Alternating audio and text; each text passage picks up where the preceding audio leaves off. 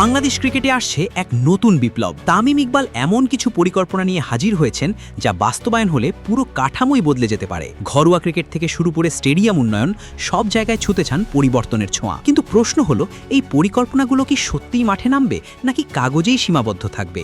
আর যদি বাস্তব হয় তাহলে কি বাংলাদেশ ক্রিকেট পাবে এক নতুন যুগ? চলুন জেনে নেই বিস্তারিত।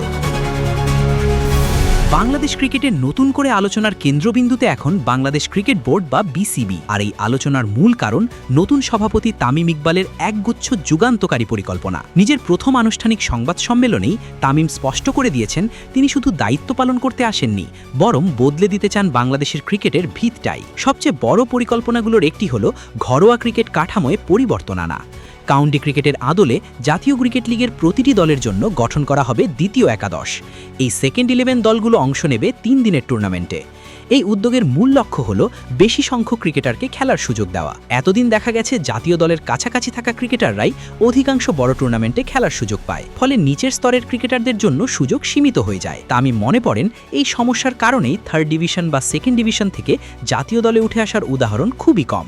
তাই নতুন এই কাঠামো তরুণদের জন্য একটি শক্তিশালী প্ল্যাটফর্ম তৈরি করবে। এর পাশাপাশি বিসিবির নির্বাচনের বিষয়েও গুরুত্বপূর্ণ ঘোষণা দিয়েছেন তিনি। আগামী 3 মে বোর্ড সভা থেকে নির্বাচনী প্রক্রিয়া শুরু হবে এবং 30 থেকে 45 দিনের মধ্যেই নির্বাচন সম্পন্ন করার লক্ষ্য রয়েছে। এমনকি তামিম নিজেও সভাপতি পদের প্রার্থী হওয়ার ইঙ্গিত দিয়েছেন। শুধু ক্রিকেট কাঠামো নয়, অবকাঠামোগত উন্নয়নেও নজর দিচ্ছে নতুন বোর্ড। মিরপুর শেলে বাংলা স্টেডিয়ামের পূর্ব গ্যালারিতে বসানো হবে ক্যানোপি, যা দীর্ঘদিনের একটি সমস্যা ছিল।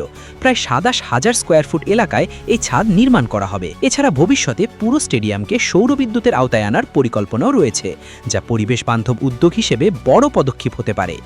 সংবাদ সম্মেলনে তামিম আরও একটি গুরুত্বপূর্ণ দিক তুলে ধরেছেন, সাবেক ক্রিকেটারদের ভূমিকা। বোর্ড তাদের প্রতি সমানভাবে সহায়ক হতে চায়। তার মতে দেশের ক্রিকেট উন্নয়নে অভিজ্ঞদের সম্পৃক্ততা খুবই গুরুত্বপূর্ণ। তবে একটি বড় প্রশ্ন থেকেই যাচ্ছে, অ্যাডহক কমিটি কি এত বড় পরিবর্তন বাস্তবায়ন করতে পারবে? তামিমের মতে তারা অন্তত কাজের সূচনা করে যেতে চান, যাতে ভবিষ্যতে নির্বাচিত বোর্ড এসে সেই ধারাবাহিকতা বজায় রাখতে পারে। সব মিলিয়ে তামিম ইকবালের পরিকল্পনাগুলো শুধু পরিবর্তনের প্রতিশ্রুতি নয়, এগুলো বাস্তবায়িত হলে বাংলাদেশের ক্রিকেটে শুরু হতে পারে এক নতুন অধ্যায়।